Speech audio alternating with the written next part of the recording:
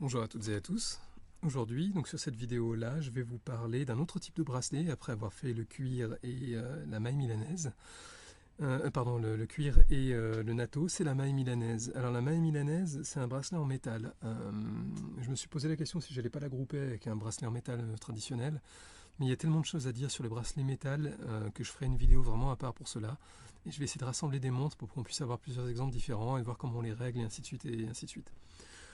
La maille milanaise, c'est quelque chose qui était très tendance il y a quelques décennies. Ça ne l'était plus pendant un moment parce que c'était vraiment désuet, ça faisait vraiment rétro, montre de grand-père qu'on avait ressorti du garage.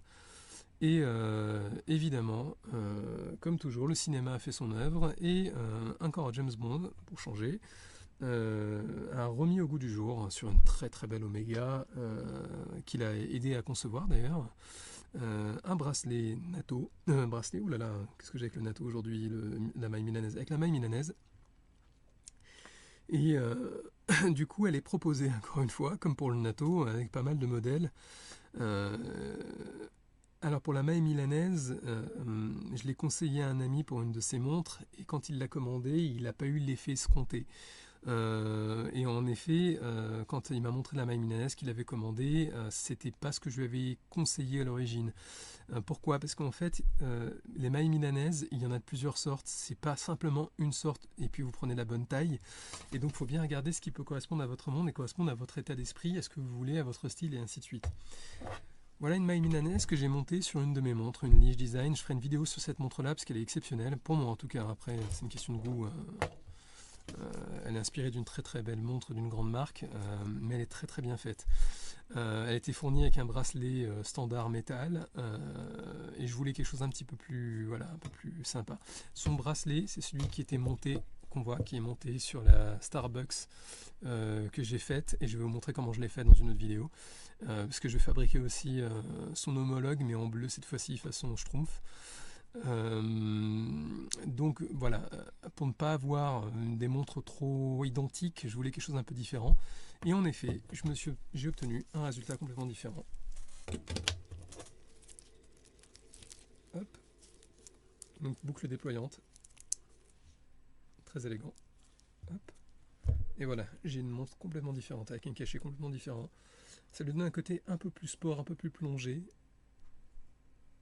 Ça lui va très très bien pour ce modèle en tout cas. La maille est large, elle est épaisse, ça colle à une montre de cette stature, une montre d'homme, enfin d'homme, façon de parler, je ne veux pas donner un côté sexiste à ces vidéos, mais c'est une montre très imposante, masculine, avec voilà, des cornes très larges, brossées, une lunette très imposante en céramique noire. Voilà, ça lui colle très très bien, on voit l'épaisseur de la mèche, hein, quand même assez imposante. Et il est semi-brillant, c'est pas totalement brillant, donc ça colle très très bien à la montre qui est entre brossé et brillant. Mais pour vous montrer un peu la différence, voilà, j'ai mon petit stock moi de bracelets. Hein. Dans ces bracelets-là, donc il y a l'équivalent de celui que je viens de vous montrer. C'est vraiment la même épaisseur, etc., avec une boucle déployante, etc., etc. La seule différence, il est un petit peu plus mat, et il est un petit peu plus mat parce que j'ai œuvré dessus. Je ne sais pas si on verra sur la vidéo, mais en fait, là, les mailles sont un peu bombées et là, sont aplaties parce que je les ai brossées au papier de verre pour leur donner un côté plus plat et leur donner un côté plus satiné et moins brillant. C'était pour une de mes montres. Alors, je l'ai enlevé parce que j'ai mis un autre bracelet depuis, mais ça donne un autre crédit, un autre cachet. C'est un petit détail, hein. Comme d'habitude, les détails font la perfection. Hein. On a une maille là plus fine, bien plus fine et très rétro. Hein. On est vraiment sur quelque chose d'époque. Hein. Ça fait vraiment montre 70s, 80s, voilà. Ça va pas coller à toutes les montres. Et donc voilà, il faut bien vérifier. Et voilà, mon ami s'était orienté là-dessus. Et du coup, bah, il a vu que ça donnait pas du tout l'effet. Ça lui donnait presque un côté un petit peu trop efféminé sur sa montre. Encore une fois, c'est pas pour donner un côté sexiste, hein, c'est comme les parfums, il y a des parfums plus hommes, plus femmes, etc. et tout, mais tout est portable par n'importe qui. Et donc voilà, c'était l'effet que ça donnait. Il faut bien choisir. Du coup, en fait, l'idéal pour cela, si vous les commandez, c'est de commander sur un site qui vous permet un retour comme Amazon, si ça vous plaît pas. Ou alors d'aller essayer en magasin. C'est peut-être ce qu'il y a de mieux. C'est comme les autres bracelets. Vous choisissez la largeur au niveau entre les cornes, comme je vous expliquais dans les autres vidéos. Et derrière, ça c'est simplement une pompe. Hein. Donc la pompe, c'est toujours le même système. Hein. On va descendre avec la fourchette, hop, la pompe. Regardez, il y a une encoche dans laquelle on va glisser ici la... Je vois pas très bien, mais voilà, on va glisser derrière la fourchette et tirer vers le bas pour la sortir. Ni plus ni moins.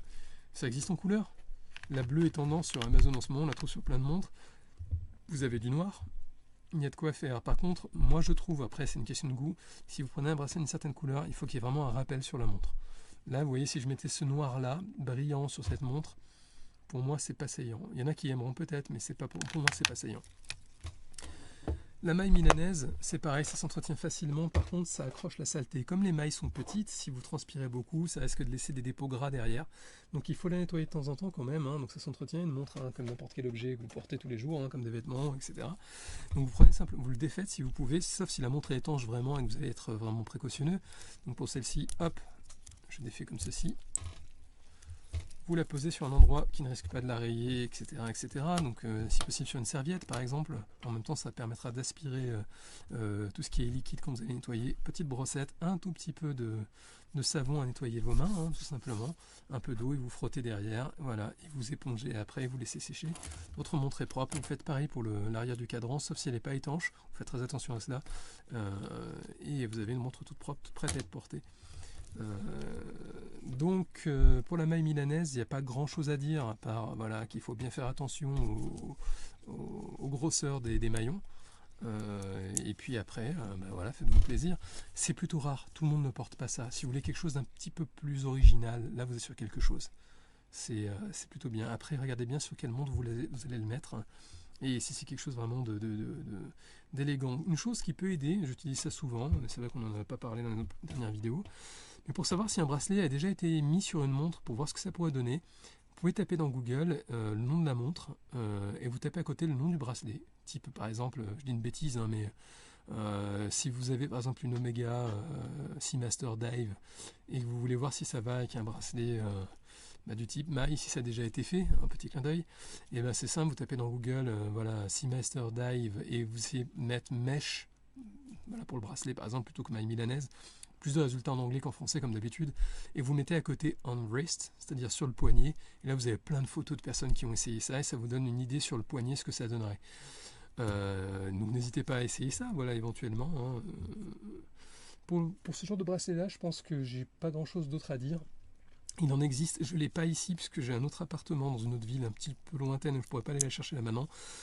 J'ai un bracelet en maille milanaise avec une boucle à ardillon comme sur un bracelet cuir. C'est-à-dire une boucle comme ceci.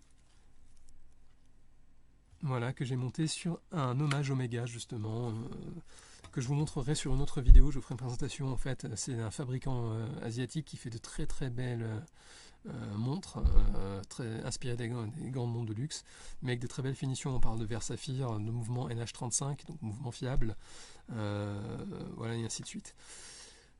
Pour cette vidéo là, je pense que c'est bon. Si vous avez des questions, vous pouvez me les poser en commentaire. Et puis je ferai une vidéo sur les bracelets métal un petit peu plus tard, parce que j'aimerais rassembler quelques montres, comme j'en ai sur 2 adresses, pour qu'on puisse regarder ensemble et voilà, vous montrer comment on fait pour régler certaines montres, parce que c'est pas tout le temps pareil, même si grosso modo on a les mêmes techniques, et vous montrer quel genre d'outils on utilise pour cela. Dans les prochaines vidéos, je vous parlerai probablement du changement de pile sur une quartz. On me demande sans arrêt cela et je change souvent les piles de tout le monde. Comment retirer une tige, ça c'est une des questions qu'on me demande souvent, ça c'est comment la tige on peut la retirer de la montre pour pouvoir accéder à la montre finalement. Pour ceux qui veulent aller au-delà de la pile ou du mécanisme, ou nettoyer la montre parce que de l'eau est rentrée dedans, que la buée qu'elle ne s'enlève pas, ou qu'il y a de la saleté, ou simplement changer les aiguilles, enfin on peut faire des choses avec une montre de toute façon. Je vous montrerai aussi un petit peu comment faire, en fonction des montres c'est pas toujours pareil. Et puis d'autres belles vidéos à venir, donc n'hésitez pas à vous abonner et puis à mettre un pouce vers le haut si vous voulez bien. Et je vous dis à très bientôt.